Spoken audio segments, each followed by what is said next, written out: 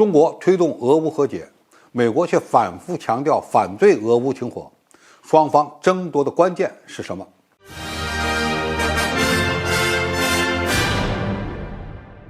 观众朋友，大家好，我是付先少。就在中国领导人访问俄罗斯，与普京进行正式会谈，随后还可能与泽连斯基通话之际，美国如何看待中国即将成为乌克兰危机的斡旋者的角色，就成了关键。果不其然，美国国务卿布林肯声称，中国正在为俄罗斯战争暴行提供外交掩护。如果停火的内容不包括尊重乌克兰主权和领土完整，那就是拖延战术，或者是在支持批准俄罗斯的征服行动。白宫安全会议发言人科比声称，美方将关注中俄峰会的结果，但是基于中国发布的关于政治解决乌克兰危机的中国立场文件，美国不支持此时停火的呼吁。科比还坚称，拜登政府反对停火，因为停火意味着变相认可俄罗斯的进攻及其取得的战果，也将给俄方缓冲的机会，让他们重整军队，伺机再度发起攻击。他强调，停火不符合乌克兰的利益，且将违反联合国宪章。与此同时，乌克兰方面对中国参与斡旋表示审慎的欢迎，称成功将取决于行动而不是语言。科比则强调说，中国的典型战略便是透过这样的会谈，宣传只有中国才能结束战争，并试图以此提高自身的影响力。昆西国家事务研究所的大战略主任毕比则称，鉴于普京已经与西方断绝了关系，并变得更加依赖中国，因此中国能有很大的机会促成和平。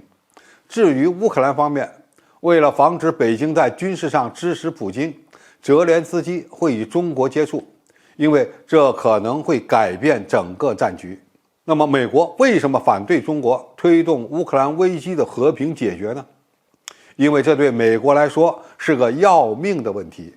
首先，白宫故意混淆中国推动和平与推动停火之间的差异。中国推动的是乌克兰危机的整体解决方案，而不仅仅是双方实现停火。因为只停火没有解决方案，而且相对于俄罗斯而言比较有利。美国故意曲解中国的动机，就是要让西方国家认为中国在推动一项只对俄罗斯有利的解决方案。所以美国的动机仍然是把中国放在俄罗斯一边，直接否定中国方案的合理性。第二，白宫此举是为了避免中国成为推动解决乌克兰危机的关键力量。这是中美全球治理理念之争。美国无法接受自己被边缘化，他们在乌克兰危机问题上的言行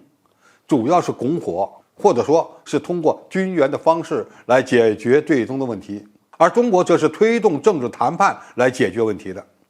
这是两种解决国际危机的理念之争。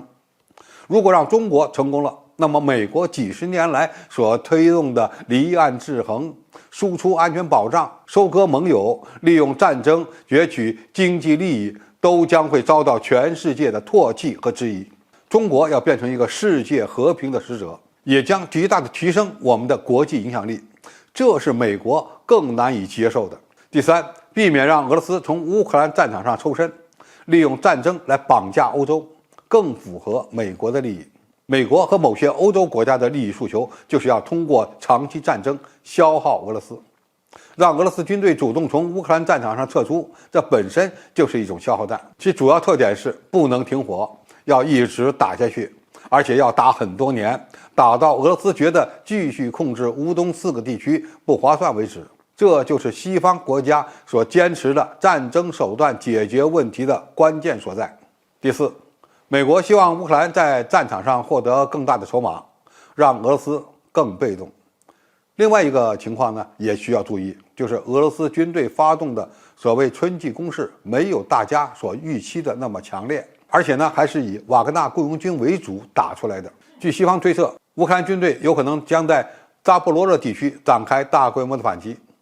而且呢，他们已经开始了一些试探性的进攻。就算西方国家希望与俄罗斯进行谈判，也是要在乌克兰军队获得更大的优势情况下才展开，这样他们才能拿到更多的谈判筹码。总体而言，